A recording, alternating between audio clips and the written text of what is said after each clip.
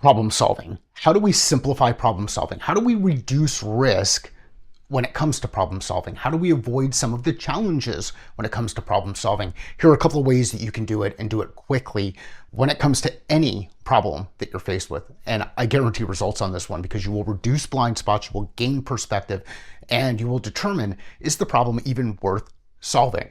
So let's talk about problem solving. The first thing I want to understand is what? What is the specific problem that we're attempting to solve?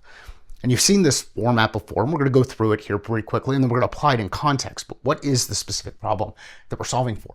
Who actually has it? Who has it? Who's impacted by it? And who cares about the people who have or are impacted by it? This is going to give us three different perspectives as it relates to the problem. By having that additional perspective, we'll overcome blind spots. So we want to know who our who's are. As you add more who's to this, the problem solving becomes much more complicated. There's emotion, there's a bunch of stuff that gets in the way. So we go from what to who to why. Why, and my first why is, why does the problem persist? And I'm going to draw 5 lines out here because I want you to work through your root cause analysis, your 5 whys. Why does the problem persist? If we understand why the problem persists, we'll get into some root cause analysis and we'll make sure that we, again, overcome blind spots, gain perspective so that we can be more effective in the way that we solve problems. The next thing that I want to understand is impact. What is the actual impact of solving it? Why is it important to solve? Why is this specific problem important for us to solve? Because if it's not important for us to solve, or we can't identify why it's important to solve, should we even get into a solution? I joke about this and I call this my Mary Poppins approach to problem solving. The reason why I think it's really important to think about this perspective and get that umbrella taken care of is because too often we move directly into how as soon as we hear a problem, but we've not actually diagnosed it properly. So we jump from what to how, we miss all of these other pieces, and we end up wasting a lot of time and we get people really frustrated. As we move into how, we want to understand, how are we solving it today? What is the current state?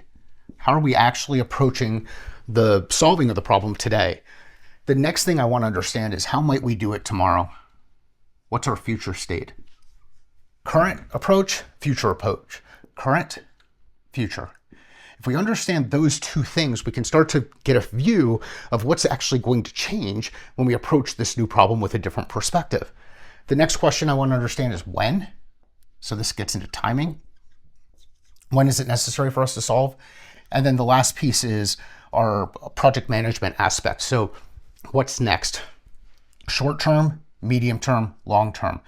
30, 60, 90. When we understand this, we know where we are, where we need to go, where we expect to get to, and what's going to happen in the middle. When we understand what's going to happen in the middle, and then we can go backward just a couple of steps from there, then we can put together very clear next logical steps and start taking them. The beauty of this diagram, this model, and this is one of the things I do with the guided whiteboard sessions, the beauty of this is you answer specific questions in a specific order and start to get data up on a whiteboard or on a piece of paper or into a Google Doc, depending on how you work in your workflow.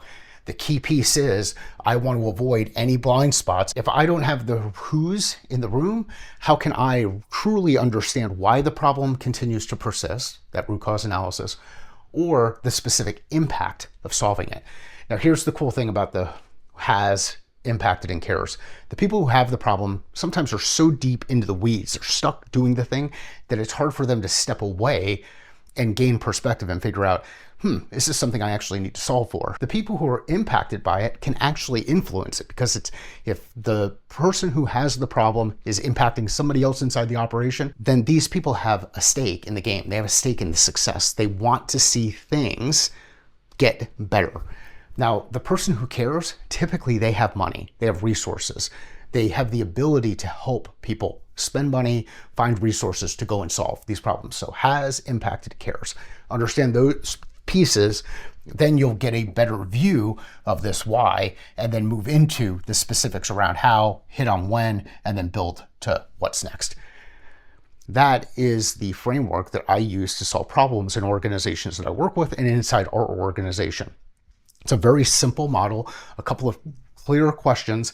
If for whatever reason we don't have the perspective, meaning we're really struggling with the why, or we might be struggling with the how, then there's a dotted line on either side of that shape, and that shape can no longer hold water. You're taking on risk. Now, you might have to make a decision to move forward, even with that risk, but at least you know. So how does this work in the real world? Well, if you get a group of people together and you have high level of clarity around what the specific problem is that you're solving, and you start to ask questions of them, ask these folks questions around why it persists. What view do they have? Maybe it's because of something that's happening inside the operation. Maybe it's because it's just not the priority to solve for right now. I mean, I've got a lot of stuff that I'm struggling with that I'm not solving for right now because it just isn't the priority. There's other areas I need to put my time, energy, and attention. Maybe the reason why it persists is because we just don't know how to solve it. But we get this group in the room and now we solve together. We learn together.